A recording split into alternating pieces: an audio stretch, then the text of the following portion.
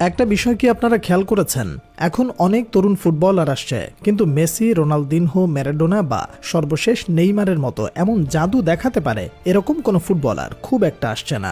ধীরে ধীরে মনে হচ্ছে ফুটবল তার সৌন্দর্য হারাচ্ছে। এই কথা শুধু আমার নয়, বরং আর্জেন্টাইন কোচ লিওনেল স্কালোনিও এই ব্যাপারে একমত।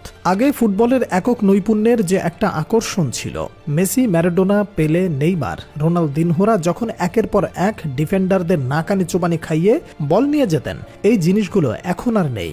যে কারণে স্কালোনি মনে করেন ফুটবল আসলে আগে যে শুধু গোলের খেলা নয়, বরং পাশাপাশি ছিল একটা আবেগ আর ভালোবাসার লড়াই। সেই জায়গা থেকে অনেকেই সরে এসেছে।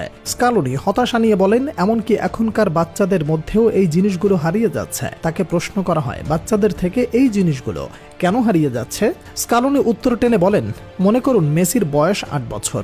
এখন সে মাঠে যখন প্র্যাকটিস করতে আসছে, কোচ তাকে বলছে কোনো কারিকুরি চলবে না, তুমি পাস দাও। তাহলে কি মাঠে আমরা যেই মেসিকে দেখি তাকে কি এখন দেখতে পেতাম?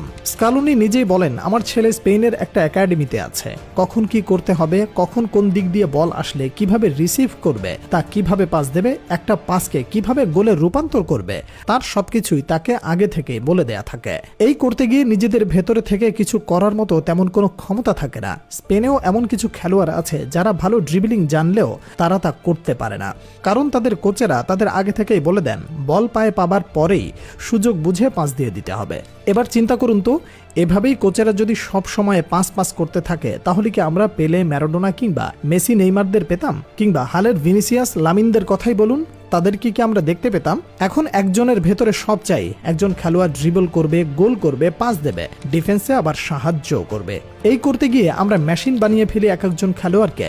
স্কালোনি বলেন, আমার মনে হয় আমরা যদি 7-8 বছরের বাচ্চাদের তাদের নিজেদের মতো করে খেলতে দেই, তাহলে তারা হয়তো ভুল করবে, কিন্তু এই ভুল থেকে তারা নিজেরা অনেক কিছু শিখবে। কিন্তু আমরা শুরু থেকেই এই প্রতিভাগুলোকে একটা ছকের ভেতর নিয়ে এসে তাদের সেখানেই শেষ করে দেই। ফুটবলের ড্রিবলিং স্কিল মুভগুলো লাতিনে বেশি প্রায়োরিটি পেত। ম্যাচ জেতা কিংবা গোলের চেয়ে ইনোভেটিভ স্কিল মুভ দিয়ে দর্শকদের এন্টারটেইন করতে পারলেই এনাফ ছিল। ফাইন্যান্সিয়াল বেনিফিটের জন্য লাতিন ক্লাবগুলো তাদের স্কিলফুল ট্যালেন্টদের ইয়াং এইজেই ছেড়ে দিচ্ছে ইউরোপিয়ান ক্লাবে। আর ইউরোপে এসে তারা তাদের স্বাভাবিক খেলা বাদ দিয়ে ইউরোপিয়ান স্টাইল আয়ত্ত করতে গিয়ে হারিয়ে ফেলেছে নিজেদের স্বকীয়তা। শুধু তাই নয়, ডিমোটিভেট হয়ে যাচ্ছে তাদের অনুজরা।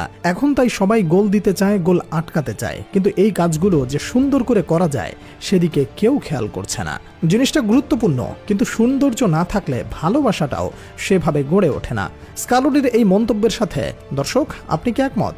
আপনার মতামত আমাদের জানাতে ভুলবেন না কিন্তু।